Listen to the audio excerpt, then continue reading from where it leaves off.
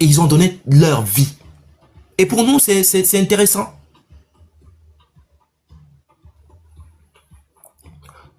On voit que Mohamed est un batteur de femmes.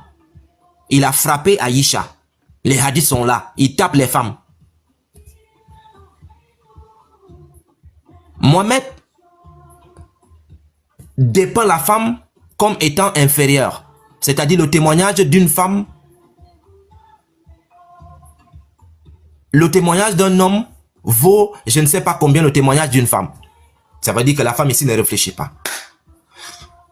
D'autres cas, il y a des hadiths qui disent que Mohamed dit, si une femme est à la tête d'un État, cet État ne peut pas prospérer.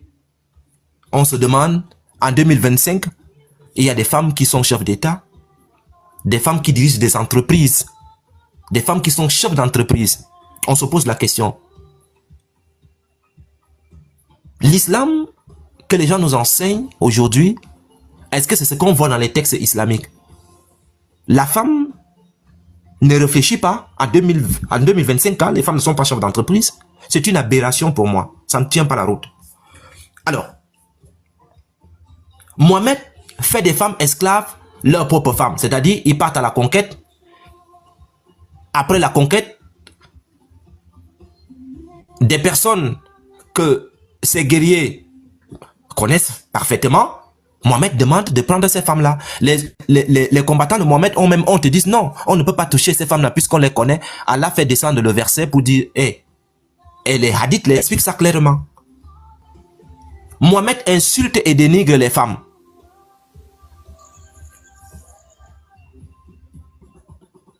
Et il y a tant de choses que je peux citer ici.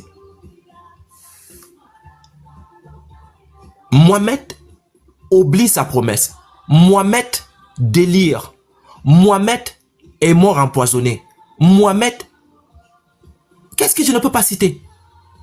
Mohamed rit des parties génitales d'un homme tué. Mohamed rit et maudit les juifs. Mohamed maudit les juifs. Mohamed rêve de quelqu'un qui a la tête coupée. Mohamed déteste les arts. Mohamed brise toutes les statues. C'est pour cela quand vous avez vu par exemple en Irak, lorsque l'État islamique a remporté, quand ils étaient en train de casser les vestiges de l'humanité de l'autre côté là-bas, mais ils s'en foutent de ça. Ils ne font que répéter ce que Mohamed a fait. Alors, la question qu'on se pose, est-ce que